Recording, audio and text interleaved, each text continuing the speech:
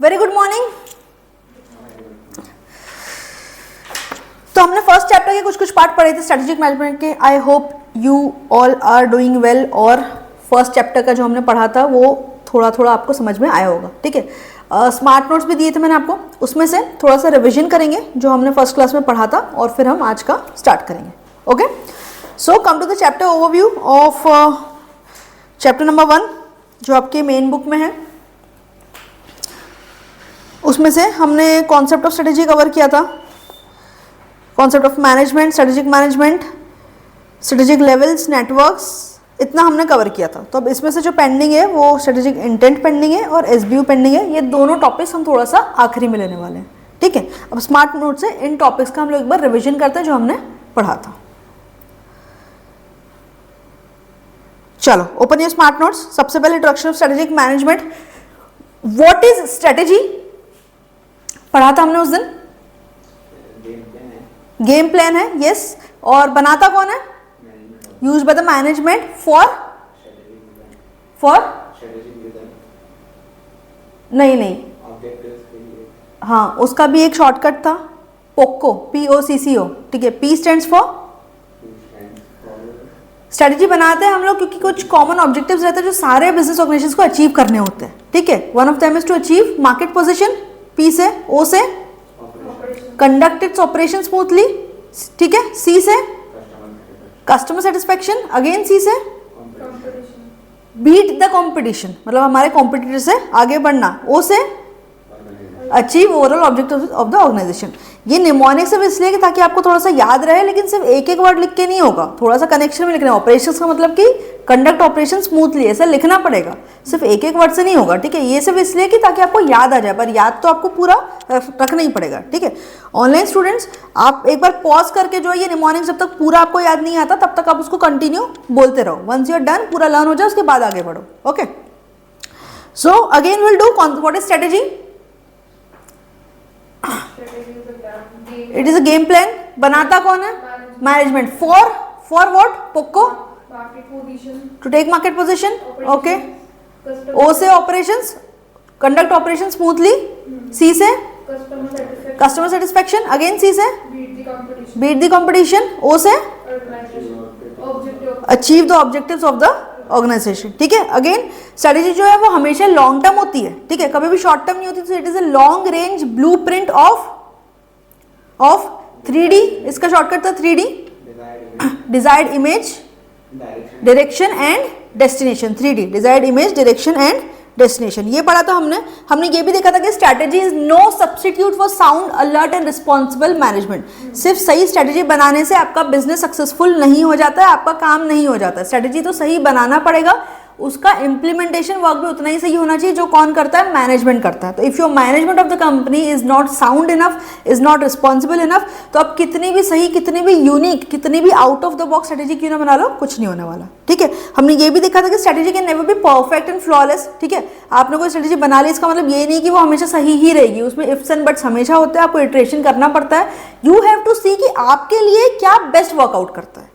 ठीक है, strategy is flexible and pragmatic. Pragmatic मतलब कि प्रैक्टिकल, और फ्लेक्सिबल होती है मतलब कि रिजिड नहीं होती। स्ट्रेटेजी में हमेशा ये स्कोप होना चाहिए कि आप उसमें कुछ भी नई चीज़ों को इंसर्ट कर सको, कुछ भी चेंजेस कर सको।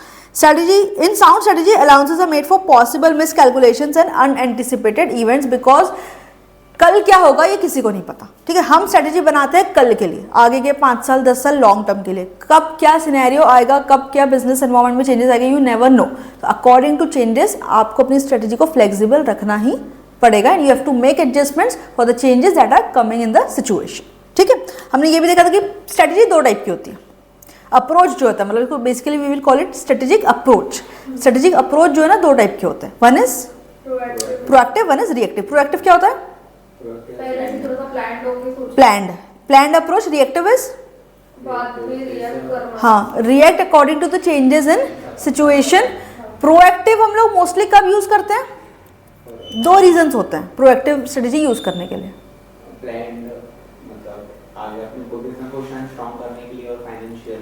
फाइनेंशियल परफॉर्मेंस को इंप्रूव करने के लिए और to improve the company's market position. दो चीज़ है, हमको मार्केट पोजीशन को इंप्रूव करना है और फाइनेंशियल परफॉर्मेंस को इंप्रूव करना है, उसके नेक्स्ट वाले पॉइंट में लिखा हुआ है ये। तब हम लोग प्रोएक्टिव यूज करते हैं। रिएक्टिव हम लोग तब यूज करते हैं when there are unanticipated changes, ठीक है, या फिर फ्रेश मार्केट कंडीशन, जो हमने सोचा नहीं था या किसी ने भी नहीं सोचा था, एंटिसिपेट भी नहीं किया होता। ऑलमोस्ट दोनों का मीनिंग सेम ही होता है, but there is slight difference. Unanticipated developments है या फिर फ्रेश मार्केट कंडीशंस है, ठीक है। Proactive strategy is also known as intended strategy, reactive strategy is also known as adaptive strategy, ठीक है। किसी भी कंपनी की स्ट्रेटेजी जो होता है, it is a blend of proactive strategy and reactive strategy. आप किसी एक अप्रोच पे नहीं चल सकते। आइडियल अप्रोचेस कि आप एक प्रोएक्टिव स्ट्रेटेजी बनाओ, you work on it, you implement it, but whenever required according to situation तब आप रिएक्टिव स्ट्रेटेजी भी अप्लाई करो, ठीक है। Generally speaking proactive is better because आपको हेड स्टार्ट देता है। वो आप खुद अपने क्रिएटिविटी से बनाते हो, खुद सोच के बनाते हो, you have certain things in your mind for that. Reactive तो आपको सिचुएशन के हिसाब से करना पड़ता है। In general proactive is better, but हर एक कंपनी को you have to use a blend of proactive and reactive. किसी भी कंपनी का अप्रोच सिर्फ प्रोएक्टिव नहीं हो सकता या फिर सिर्फ रिएक्टिव नहीं हो सकता। Got it. Next concept of management, ये हमने पढ़ा था। मैनेजमेंट को दो सेंस में इसका मीनिंग लिया हुआ है। One is the key group of organisation, key person responsible for the management of the business.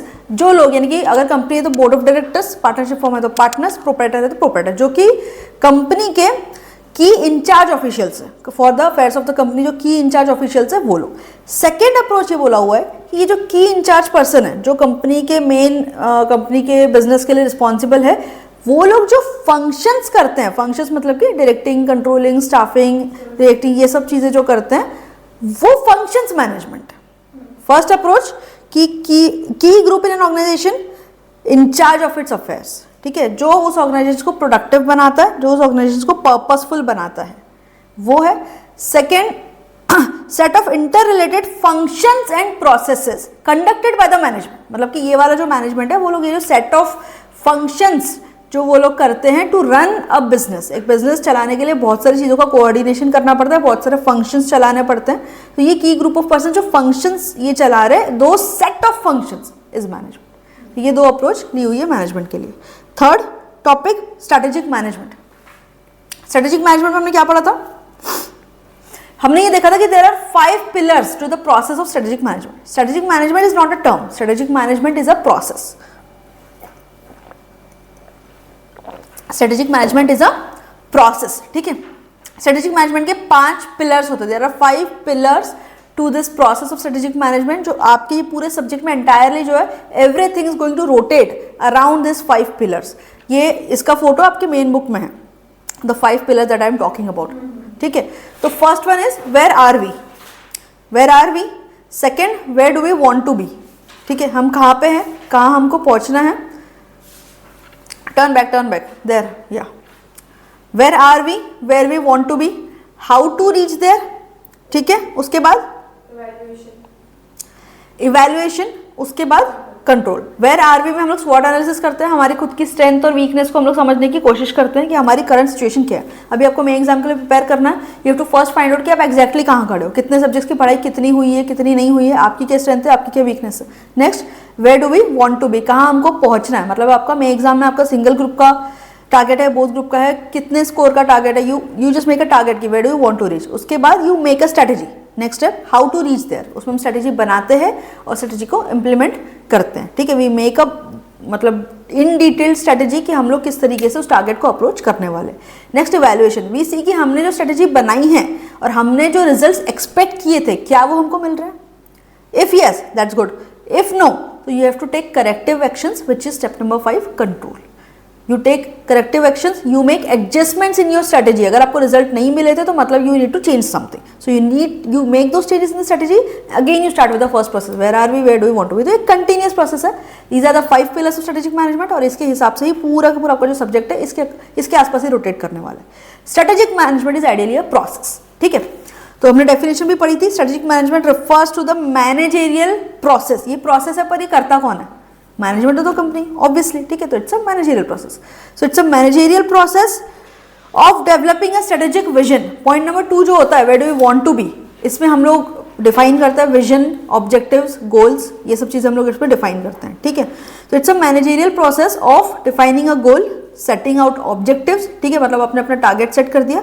Target set करने का तो ऑब्वियसली हम लोग क्या करेंगे, टारगेट सेट हो गया, उसके बाद हमको स्ट्रेटेजी बनानी है। You craft a strategy, you implement, you evaluate and finally initiate corrective adjustments wherever deemed appropriate. Got it? Logically समझ में आ रहा है, ठीक है। Next, process does not end, it keeps on going in a cyclic manner. ये हमेशा continuous basis पे चलते ही रहता है, चलते ही रहता है, चलते ही रहता है, ओके। नेक्स्ट, ऑब्जेक्टिव जो स्ट्रेटेजिक मैनेजमेंट के सिर्फ 2 ऑब्जेक्टिव्स है, बहुत छोटा टॉपिक है और बहुत इंपॉर्टेंट टॉपिक है।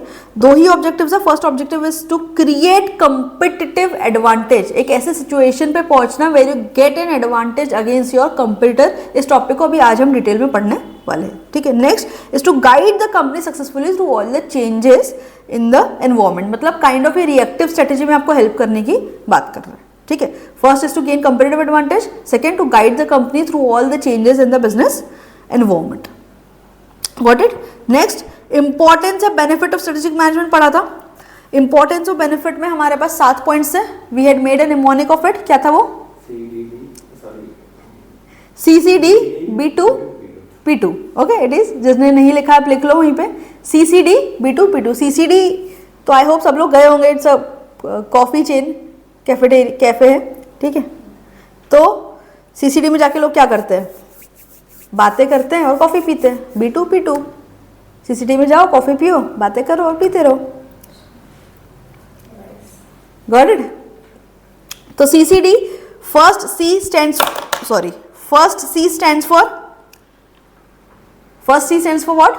C के 2 पॉइंट्स है। One is corporate defence mechanism, ठीक है, एंड वन इज, आप उसके सामने लिख सकते हो, जिन्होंने नहीं लिखा आप लिख लो। पॉइंट नंबर 5 जो है, that is the first C, corporate defence mechanism. Second C, core कंपिटेंसीज competitive advantage, point number 7, ठीक है। उसके बाद D, the first point direction and definition, ठीक है। CCD B2, B के 2 पॉइंट्स है, B के 2 पॉइंट्स है। First is second one being proactive, उसके बाद it is longevity of business. यहाँ पे एक्चुअली जो बिजनेस है उसको हमने बी से एसोसिएट किया। You have to remember business, उससे आपको याद आएगा लॉन्गेटिविटी ऑफ बिजनेस, ठीक है। उसके बाद P2, point number 4, prepares organisation to face the future. Point number 3, provides framework, ठीक है। अब एक बार डायरेक्टली बोलने की कोशिश करते हैं। CCD B2 P2, CCD C stands for corporate defence mechanism, again C stands for core competency competitive advantage, D stands for direction and definition, again B के 2 पॉइंट्स है, B stands for being proactive and longevity of business, ठीक है। Again P के 2 points, P stands for provides framework and prepares organisations to face the future, ठीक है। CCD B2 P2 for importance या फिर benefits of strategic management. ये जब तक आपको याद नहीं हो रहा, दोस्तों वाचिंग ऑनलाइन, आप पॉज करके ये सारे रिमार्क्स को रिपीट करो जब तक आपको वो लर्न ना हो जाए। CCD B2 P2। Again next topic हमने देखा था limitations of strategic management. Limitations का शॉर्टकट था 4 C's, ठीक है। फर्स्ट वन इज, 4 लिमिटेशन है स्ट्रेटेजिक मैनेजमेंट के। फर्स्ट वन की environment is highly complex and turbulent. जो बिजनेस एनवायरमेंट है वो बहुत ज़्यादा डायनेमिक है, हर दिन कोई ना कोई नए चेंजेस आते हैं, कोई ना कोई नए चैलेंजेस आते हैं जो आपको फेस करने पड़ते हैं। Second C is time consuming, strategic management जो बहुत ज़्यादा टाइम कंज्यूमिंग प्रोसेस होता है। Third C is costly, because ये लॉन्ग टर्म का प्रोजेक्ट है, you have to hire experts, ये हमेशा ईजी नहीं होने वाला है क्योंकि बहुत कॉस्टली होता है। Fourth is competitive response, you can not जज कि आपका कंप्यूटर क्या रिस्पॉन्स करने वाला है आपकी स्ट्रेटेजी को, ठीक है। So there are 4 C's, one is highly complex, time consuming, costly and competitive response. ये हमने पढ़ा था। उसके बाद आगे आ जाओ, हमने ये पढ़ा था strategic levels in organisation. Turn your page. Strategic levels in organisation पढ़ा था हमने। 3 लेवल्स थे, कौन कौन से थे? Corporate level, business level and functional level, 3 level थे। कॉर्पोरेट लेवल के रिलेटेड हमने पढ़ा था हु एंड व्हाट। ये 2 चीज़ आपको कॉर्पोरेट लेवल पे याद रखनी है, हु एंड व्हाट। वहीं पे आप चाहो तो लिख सकते हो हु एंड व्हाट, ये 2 चीज़ें आपको याद रखनी है। हु मतलब कि कॉर्पोरेट लेवल पे कौन होता है, कौन लोग होते हैं कॉर्पोरेट लेवल पे? First is the board of directors, CEO and senior officials. करते क्या है, व्हाट डू दे डू, ठीक है। तो उनका काम यह है कि ओवरऑल ऑर्गेनाइजेशन के लिए strategies banana, first thing.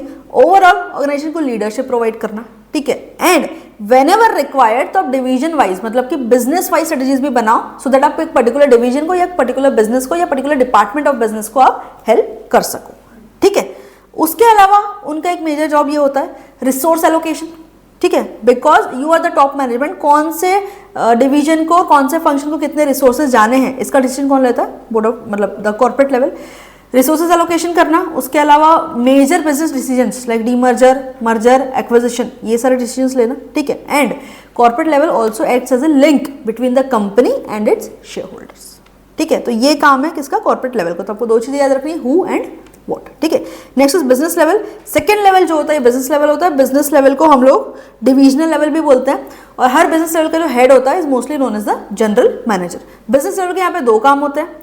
First is कि जो उनको जनरल स्टेटमेंट ऑफ इंटेंट या पॉलिसीज या स्ट्रेटेजीज इंप्लीमेंट करने के लिए बोला गया है बाय कॉर्पोरेट लेवल, उसको आप इंप्लीमेंट करो, ठीक है। और इफ नॉट तो अपने खुद के डिवीजन स्पेसिफिक स्ट्रेटेजीज आप खुद बनाओ और इंप्लीमेंट करो, ठीक है। मतलब जो ऊपर से ऑर्डर है उसको फॉलो करो, और या तो अपने बिजनेस रिलेटेड मतलब अपने डिवीजन रिलेटेड स्ट्रेटेजीज खुद बनाओ एंड खुद इंप्लीमेंट करो। ये दो काम होता है बिजनेस लेवल के। Third is functional level. Functional level जो है वो लोएस्ट लेवल होता है। इनके भी